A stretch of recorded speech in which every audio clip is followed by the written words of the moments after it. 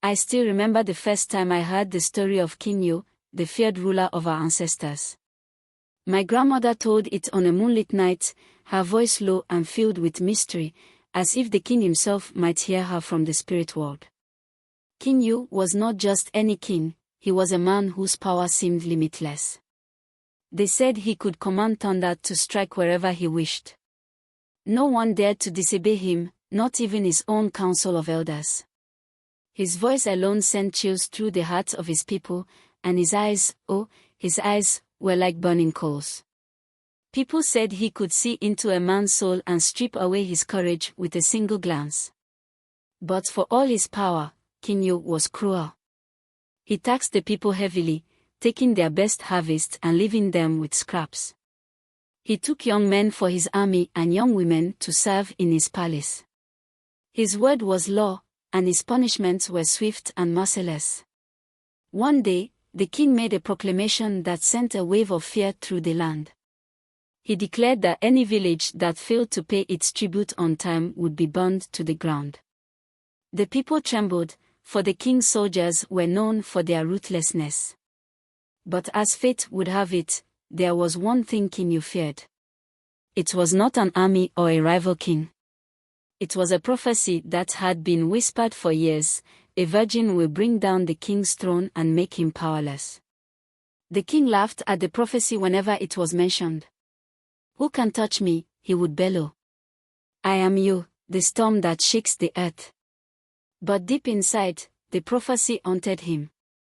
He grew paranoid, sending spies to every corner of the kingdom to find any girl who might fit the description. Every young maiden was brought before him and tested, but none seemed to pose a threat. Then, one year, during the harmattan season, a young girl named Amara appeared in the kingdom. No one knew where she came from, but her beauty was unlike anything the people had ever seen. Her skin was the color of the rich earth after rain, and her eyes sparkled like the stars. She spoke little, but her words carried weight. When the king heard of Amara, he summoned her to his palace. As she stood before him, her gaze unwavering, the room fell silent. For the first time, the king's fiery eyes met a gaze that did not falter. "Who are you?" the king demanded. "I am Amara," she replied simply. "A humble daughter of this land."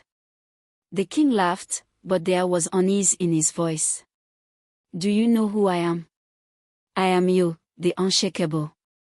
The prophecy you have heard is a lie." Amara did not reply. Instead, she raised her hand and began to sing. Her voice was soft, yet it filled the room like a river flowing through a dry valley. The king's soldiers dropped their weapons, and his council fell to their knees. Even the mighty Ewu stumbled back, clutching his chest.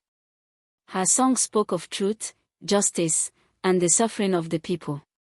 As the words reached the king's ears, his strength drained from him. He tried to rise, to summon his thunder, but he found he could not. His power had fled, like water slipping through his fingers. His people, rose against him that day.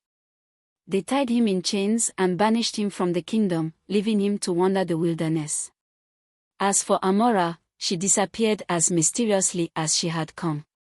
Some say she was sent by the gods, while others believe she was the spirit of the land itself, come to restore balance. To this day, the story of King Ewu and Amara is told to remind us of two things: no ruler is greater than the people, and even the mightiest can fall when justice calls.